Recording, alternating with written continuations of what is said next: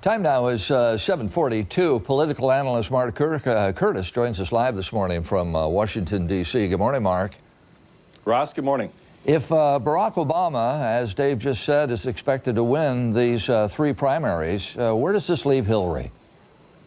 Well, I tell you what, the thing to watch here is not necessarily who wins, it's by what margin, because these are proportional primaries. So theoretically, Barack Obama could win all three primaries today by, let's say, 53 to 47% margin, which means Hillary Clinton would get almost equal the number of delegates that Obama would get today. And the thing of it is, the last count I saw in this morning's Washington Post had Hillary Clinton ahead by just 28 delegates. So they're neck and neck, and they may be there at the end of today. She was saying yesterday her husband did not win many of these caucuses, if any. The ones were having caucuses in states like Washington State, and she's already, she's moved on to Texas already.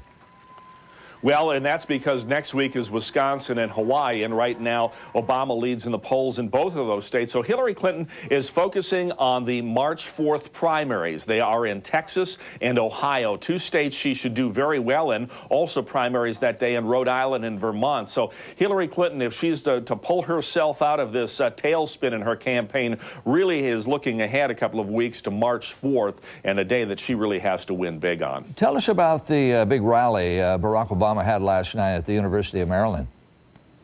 It was something else, 20,000 people, the kind of crowd you would get for a University of Maryland basketball game, the kind of crowd you would get for a concert. 20,000 people poured into the new arena there in College Park to see Obama speak. They had absolutely traffic gridlock on the streets. It was quite an event, and so he's really continuing to pull into the people. He's very popular in this region of the country. African-American voters are in large numbers in Washington, D.C. and suburban Maryland and even Virginia. So they're going to play a big factor in this campaign for Obama today, and certainly could put him over the top in all three primaries. Now, on the other side of the aisle, John McCain was in Richmond, Virginia. In fact, I think you were at that rally last night.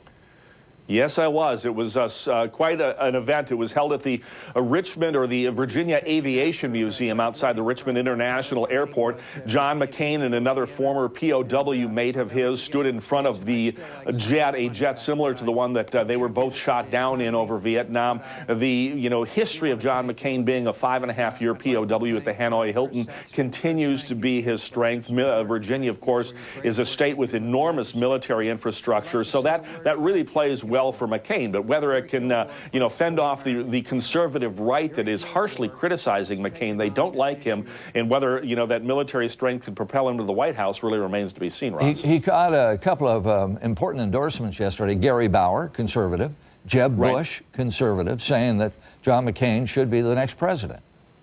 Well, they brought it was like the Conservative Hall of Fame in Virginia. They brought out John Warner, the current U.S. Senator last night, former Navy Secretary. They brought out George Allen, who was a former governor and senator. James Gilmore, the former governor. You mentioned Gary Bauer. He was on stage. The most common words mentioned last night at that McCain rally were conservative and Ronald Reagan. Everybody got up there, tried to sell McCain as a conservative.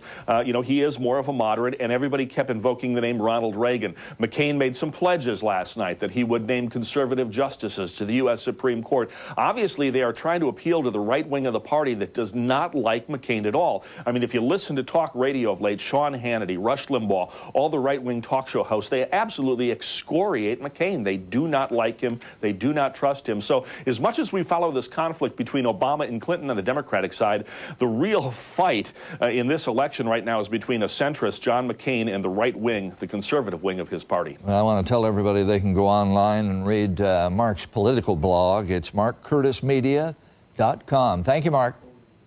Thank you, Russ. We'll see you tomorrow morning. Time now is 7:46. Let's go back to the desk.